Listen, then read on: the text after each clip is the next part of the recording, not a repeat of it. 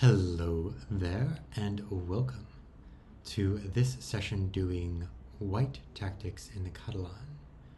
We are doing tactics after the tactics, which means in this position, after we stave off the mate on our light squares and pick up the rook on b8, being up the exchange, how do we actually win the game? So here in this position, I think the line goes e4, queen e2, knight takes. Black probably saves the bishop, so either bishop h3 or bishop b5 seem like very reasonable moves. After which we have queen takes c2, which actually threatens checkmate, which is another reason why the queen went here. For that reason, maybe queen d7 is better. But then after queen d7, knight b8 comes with tempo. It's important to note that any queen forays are just met by knight takes f1.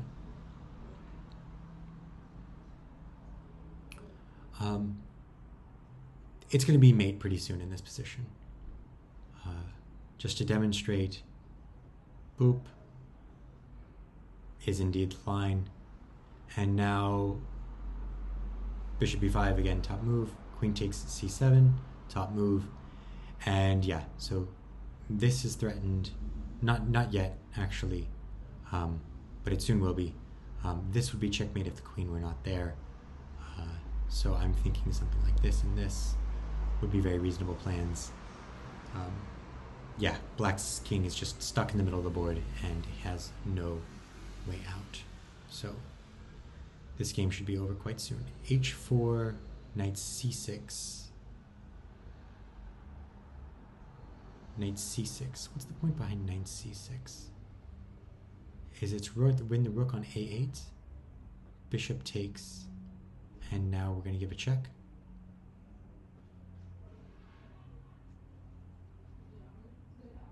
Interesting. So it's basically I will do anything in order to get your bishop off of that file, off of that diagonal, and deliver this check and mate. Wow. That's so cool. But yeah, as I said, mate to follow soon after. Queen here, pins, and hits the rook on b8. Here, I take. Queen here, I take.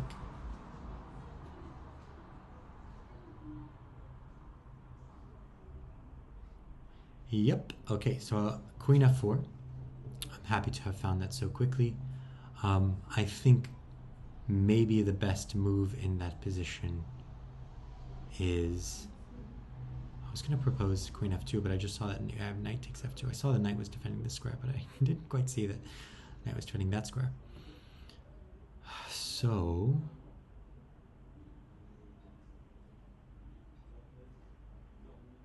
maybe the best move is queen back and bishop takes.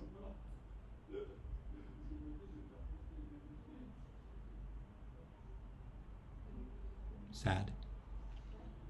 Okay, what are the weaknesses in white's camp? b2 is a little bit soft, and my king is pretty soft, right? So I need to avoid checks, which I'm succeeding at the moment. If queen back, as I proposed, queen check can be met by b4. And my basic plan is probably get castled, assuming queens are still on the board. And so first of all, bring my rooks to the open files. Maybe put this bishop on f3, where it will protect some squares. And I think there I'm trying to infiltrate to the 7th rank.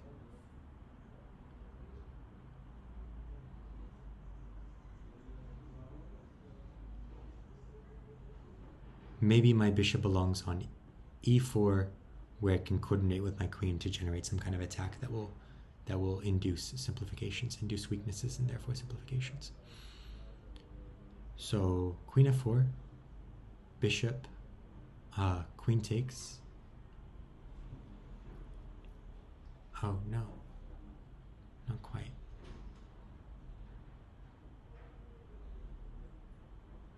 I didn't see that move. Queen takes.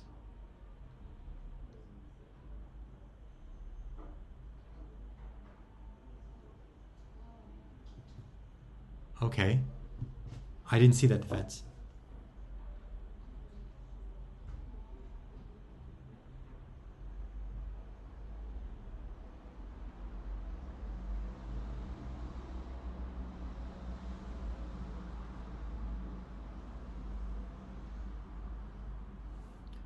Okay, so here, here, here, here.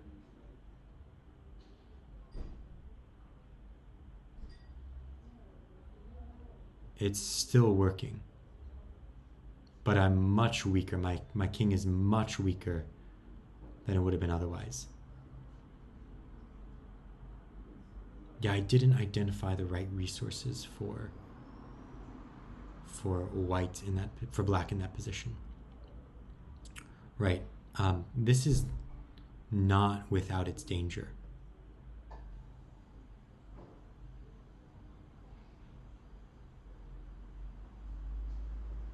I'm not convinced that I even would have found queen e4, queen e5. I would have found it. Oh yeah, I totally would have found it.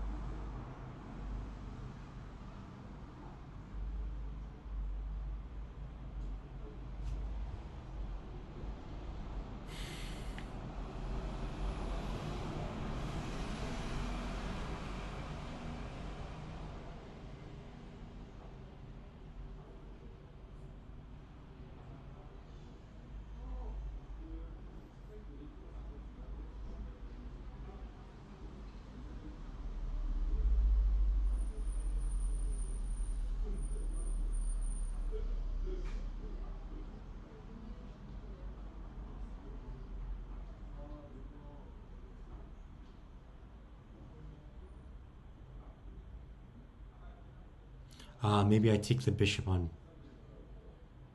b7 first, and then this, so that way the pawn on e2 is protected at the end of the line.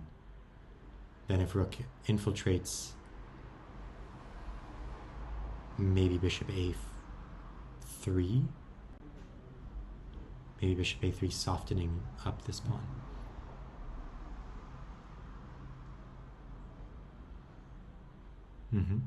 Okay.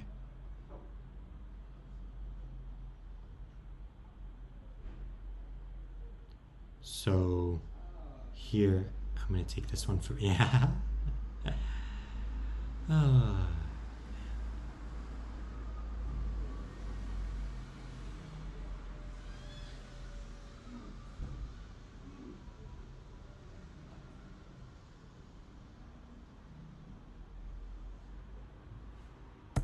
Feels good, buddy. Feels good, man.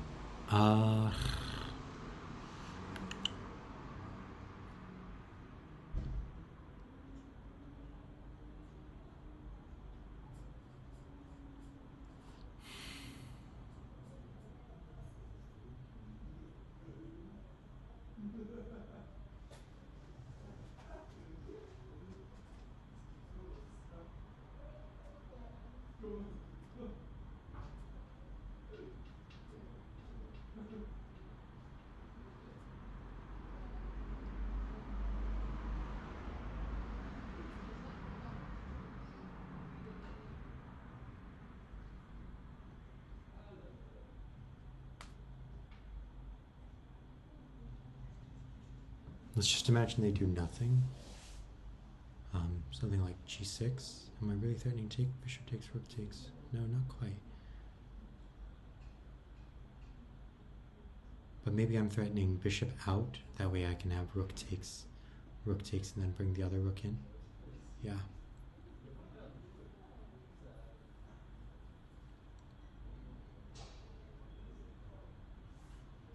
Maybe I am threatening the immediate rook takes.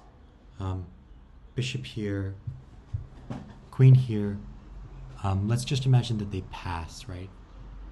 G6, rook takes, queen here. If queen back, then bishop takes wins the piece.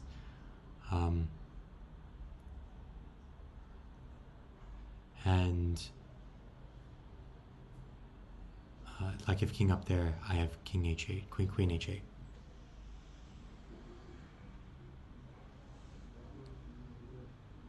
How am I gonna immobilize this queen side? A4. A4 looks good. Yeah. A4, here,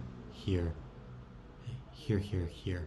Then that isolated pawn, the double isolated pawns should be pretty easy to beat, especially with my bishop still on the board. Okay, that's less trying.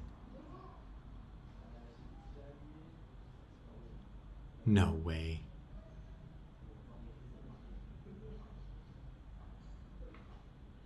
That's not good enough?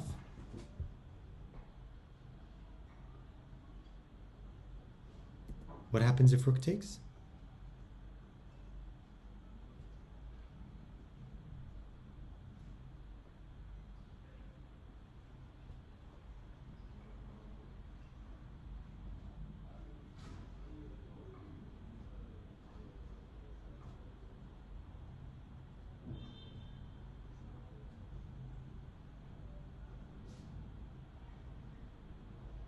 Wow.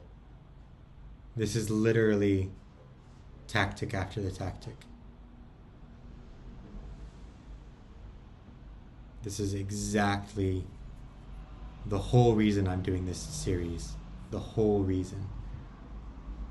And I didn't calculate. I think I'm getting lazy and I'm not calculating entire lines at the end of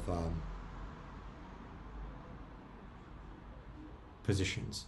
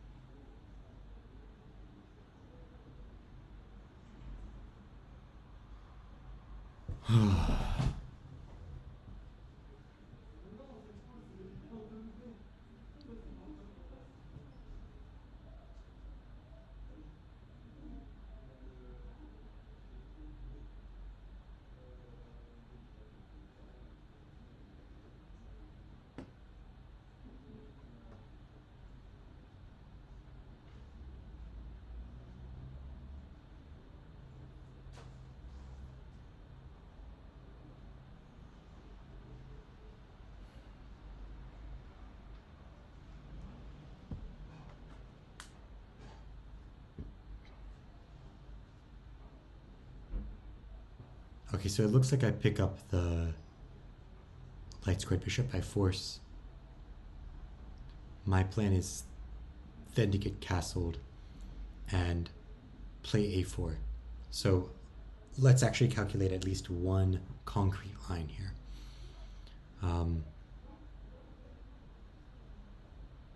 Queen h5. The most human move, I think, is g6. f4 doesn't look that great for black. So g6, queen here.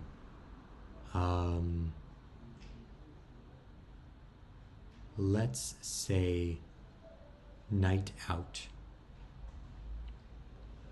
Or maybe knight b d7. Oh, just knight d7 in this case. And no, I think I think knight c6 is good because I'm not really going to take that, am I? And so after knight c6, I think I still am going to play a4. Even though this gives up the b4 square, I really like the idea of just totally freezing that, that queen side.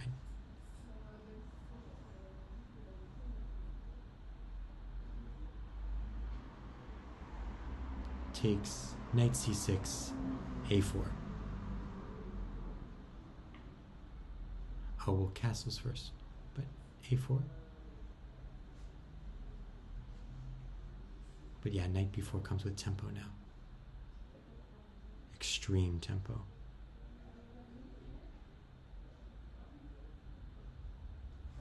Yeah, I should have just castled.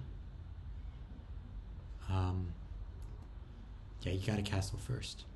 I know that long castles is a thing there, but I think short castles is more realistic. All right, I would have castled in the game, but I was curious to explore what a4 was going to give. And I think I even mentioned that in my analysis, that my goal was to get castled, and then I would think about it. But I was a little bit taken with the idea of a4. It just felt like such a good move to play. All right, thank you for joining me on my own chess adventure. And until the next time, good luck with your own. Bye for now.